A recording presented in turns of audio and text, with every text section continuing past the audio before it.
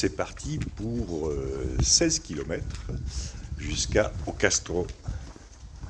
Le temps se couvre un peu, mais pour l'instant, ça va. Il fait un petit peu frais.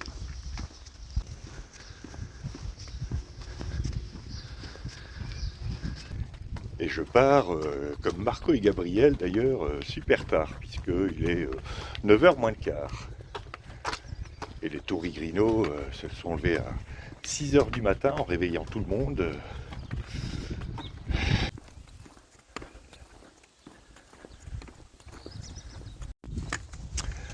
Alors aujourd'hui, l'étape c'est Ocastro, mais je vais pas dormir à Ocastro parce que l'auberge municipale est fermée et il n'y a que 9 places dans le seul hôtel du village qui sont réservées depuis au moins 2 mois. J'ai téléphoné pour nous 3 il y a 4 ou 5 jours, mais pas moyen d'avoir de la place. Donc arrivé à Ocastro, on va prendre un taxi pour aller au monastère d'Oceira. On va dormir, comme ça nous permettra de visiter le monastère. Et demain, on reprendra un taxi pour redémarrer d'Ocastro.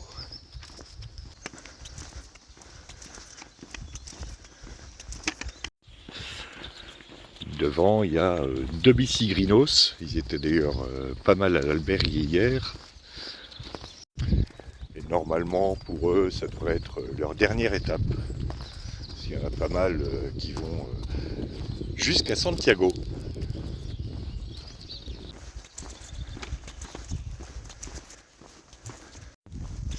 Bien, si nous parlions un peu d'Ataulf, le beau-frère d'Alaric Ier, qui est proclamé roi des Wisigoths en 411, après la mort de l'individu susnommé.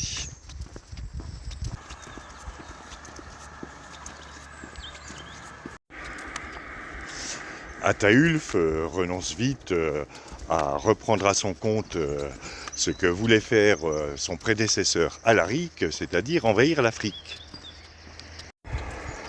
Parce que sans bateau, c'est tout de suite moins facile.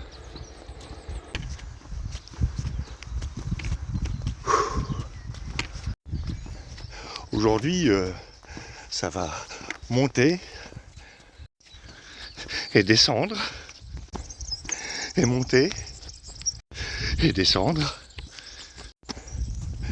mais surtout monter. Donc la suite, après la côte.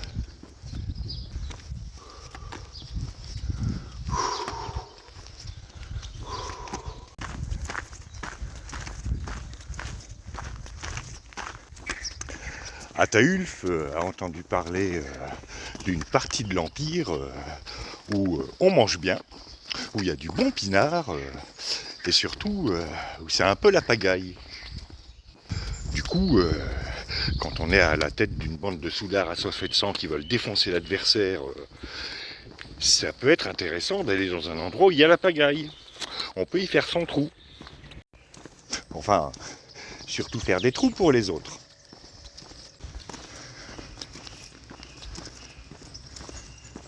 Buen camino. Camino.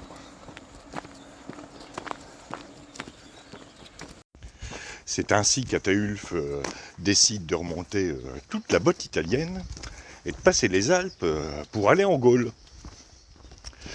Mais examinons un peu ce qu'est la situation en Gaule.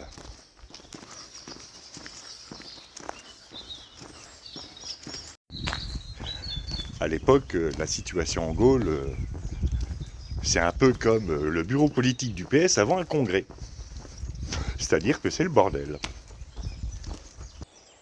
La suite du congrès du PS, la suite de la situation en Gaule, après la côte.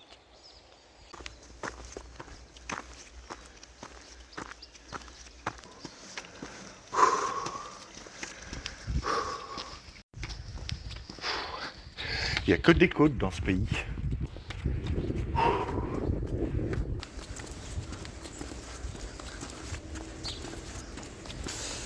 Où en étais-je? Oui, la situation en Gaule. La Gaule comprenant entre autres l'île de Bretagne, c'est-à-dire l'actuelle Grande-Bretagne. Moins l'Écosse, moins l'Irlande. Enfin bref, les Anglais. Eh bien, revenons quelques années en arrière, en 406. Honorius règne sur l'Empire romain d'Occident, mais aux frontières de l'Empire, les barbares poussent de toutes parts, notamment Alain, Vandale et Suève.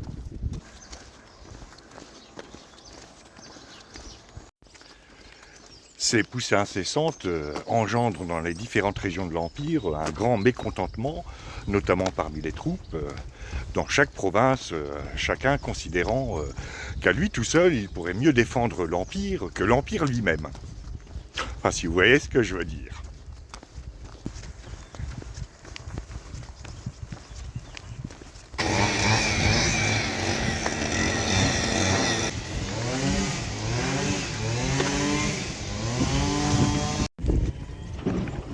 En 406, sur l'île de Bretagne, deux usurpateurs sont proclamés, Marcus et Gratien, qui sont aussitôt oxys par l'armée de Bretagne, commandée par Constantin.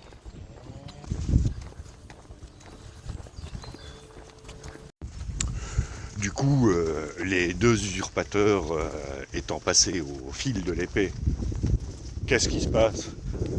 Eh bien, Constantin est proclamé empereur ou vice-empereur ou co-empereur, enfin, il est proclamé chef.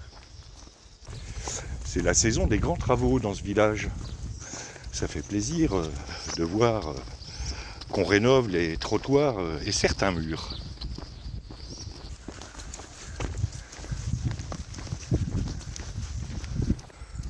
Constantin, aussitôt proclamé, part avec toutes ses troupes en direction du Limès du Rhin, de la frontière de l'Empire sur le Rhin. Parce qu'il considère que c'est quand même plus facile de défendre la frontière du Rhin juste derrière le Rhin que depuis l'Angleterre. Ce qui, soit dit en passant, n'est pas dénué d'une certaine logique. Sauf qu'il laisse l'île sans défense. De toute façon, qu'est-ce que tu veux défendre en Angleterre à part le mouton à la menthe et l'eau chaude avec un nuage de lait, pas grand-chose à défendre.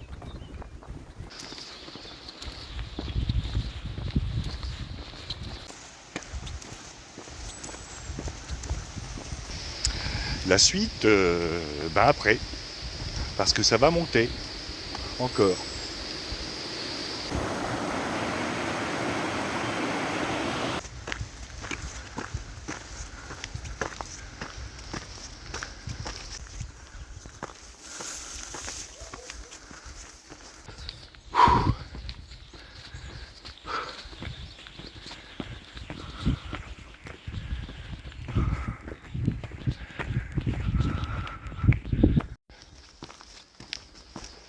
Encore un village avec un reste d'industrie abandonnée. Bon, pause banane.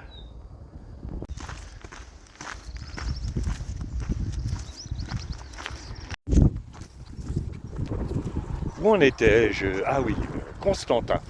Constantin déplace donc la capitale des Gaules à Trèves, puis la redéplace du côté d'Arles, et charge son lieutenant Édobic, qui est un franc, de défendre le Rhin.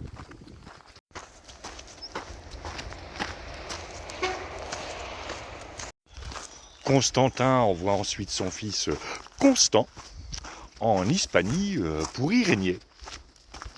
Et la suite, après la côte.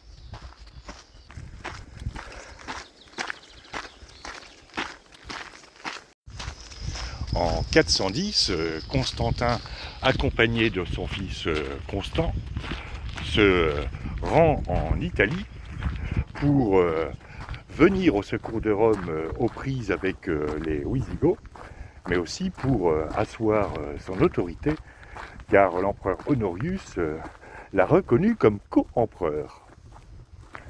En fait, le bazar, tout ça.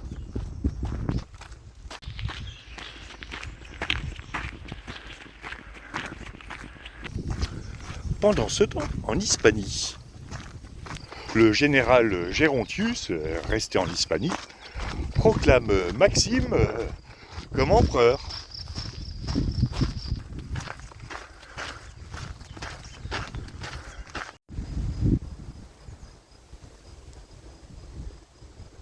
Et c'est qui l'impératrice chez vous? Ça doit être toi parce que tu me regardes d'un drôle d'air. Bref, les troupes de Gracius battent celles de Constant. Il exécute Constant, enfin bon, la routine, hein, et Constantin se réfugie à Arles. Demande des secours à Édobic, son lieutenant franc resté sur le Rhin. Mais ce dernier est battu par les troupes de Constantius aux ordres de l'empereur Honorius, Constantius étant le futur Constantin III. Vous aidez vraiment pas avec vos noms les Romains. Ah, s'il y a un truc qui est constant chez vous, c'est que c'est le bazar.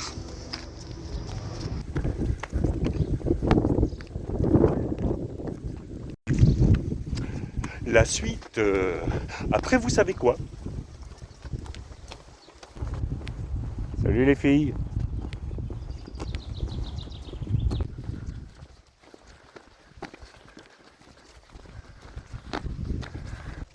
National 630 Extrémadure Castille-Léon. National 525 ici. Voilà une mini-minute DDE.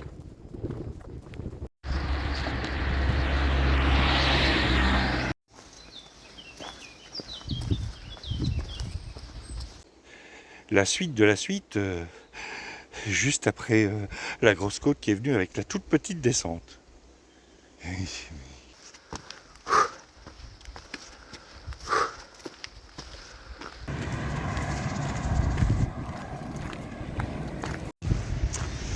Bien, je vais profiter de cette mini-descente. Donc, Constantin III est réfugié à Arles, assiégé par les troupes de Constantius, futur Constance III. Pendant ce temps, sur les rives du Rhin, un nouvel empereur est proclamé. Jovin, qui a un frère Sébastianus, qu'il nommera co-empereur.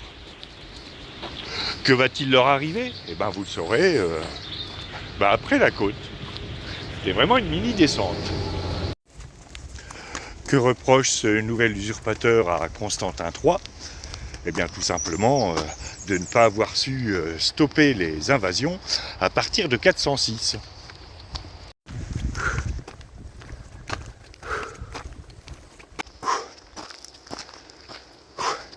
C'est quand vous voulez que vous arrêtez avec vos côtes, hein, parce que j'arrive plus à raconter.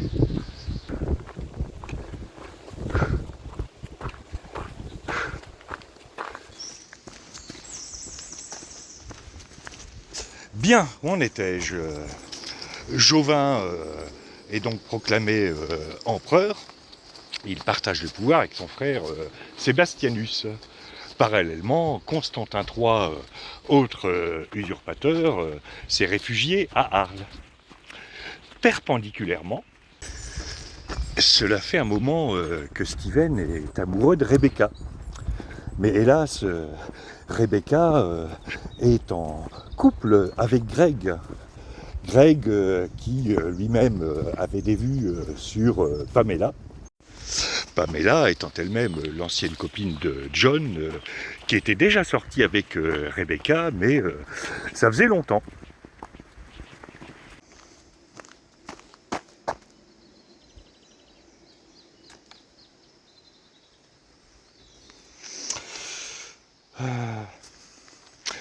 Veuillez excuser cet incident technique, c'est le stagiaire qui s'est trompé de scénario.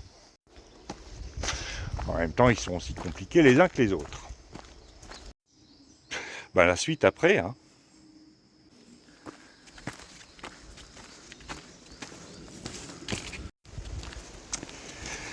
Gracius, le général qui a vaincu le fils de Constantin III, Constant, s'apprête à attaquer Arles, mais surviennent les troupes de Constantius, qui lui est aux ordres de l'empereur romain Honorius, l'empereur légitime.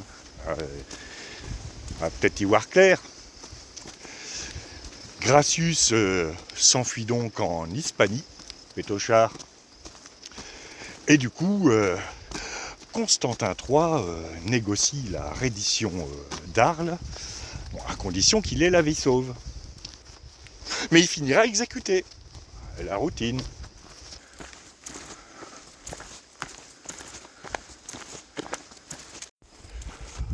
Pendant que tout ça se passe, évidemment, Jovin, lui, va essayer d'asseoir son pouvoir. Et pour cela, il va lui falloir des alliés. Quels seront-ils? Eh bien, vous le saurez après la côte.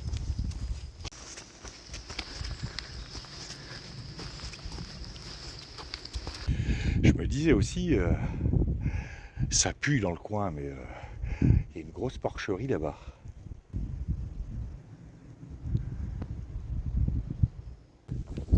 Bien, reprenons avec Jovin.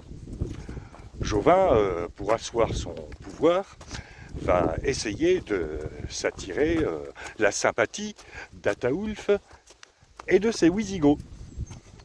Et du coup, en 412, il les laisse passer les Alpes.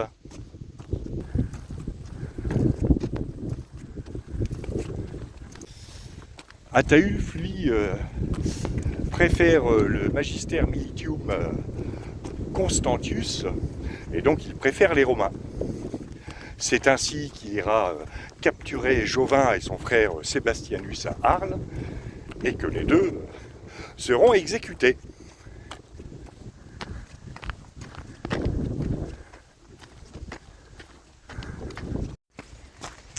Voici enfin nos Wisigoths en Gaule. Ah bah il était temps.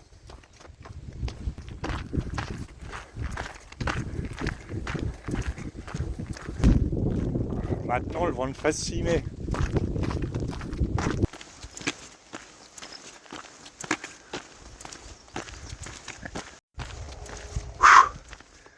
Ah, on va peut-être pouvoir descendre. Parce que là-bas, c'est au Castro. Donc, si vous avez réussi à suivre la vidéo jusqu'ici, sans finir votre boîte de Doliprane, je vais vous faire un bref résumé de la situation. Mais après la descente raide, parce que j'ai pas envie de me retordre la cheville.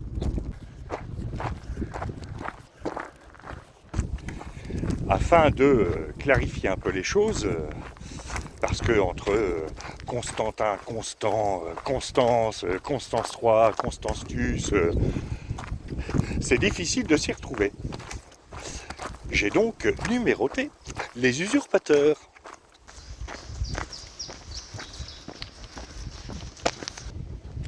Sachant que Constantin, futur Constantin III, a l'indicatif d'usurpateur 3. Nous avons donc Bretagne, usurpateur 1 et usurpateur 2. Mais usurpateur 1 et usurpateur 2 capotent. Du coup, Bretagne, usurpateur 3. Usurpateur 3, Bretagne, Trèves, Allemagne, Trèves, Arles. Usurpateur 3, fils, usurpateur 4, usurpateur 4, Ibérie. Mais pendant ce temps, empereur Pampancucu par Wisigoth, aïe aïe aïe. Du coup, usurpateur 3, usurpateur 4, Italie. Du coup, Ibérie, usurpateur 5. Usurpateur 5, Pampancucu, usurpateur 4. Usurpateur 4, capoute. Pendant ce temps, Mayence, Allemagne, usurpateur 6 et usurpateur 7. Usurpateur 7, frère, usurpateur 6. Usurpateur 6, bisous bisous Wisigo. Wisigo, pas bisous bisous Usurpateur 6, mais bisous bisous Romain. Du coup, Usurpateur 6, Usurpateur 7, capoute. Du coup, Wisigo en Gaule. Voilà, c'est simple. Ah, le bar est là. Et j'aperçois Marco et Gabriel. Bon ben du coup, fin de l'étape. Bisous bisous. Bien, le taxi vient de nous déposer à Océra. Et on est devant le monastère cistercien. Ça vaut le coup.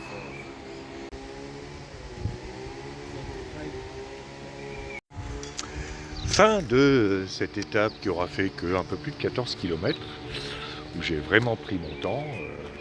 Là, on va aller à l'albergue d'Oceira, et demain, ben, ça va être 28 km. Il va falloir qu'on trouve un taxi pour retourner à Ocastro. Donc, on ne sait pas à quelle heure on va partir demain, ni forcément à quelle heure on va arriver. Mais pour ma part, certainement très tard à l'auberge. Voilà, je vous dis à demain pour de nouvelles aventures.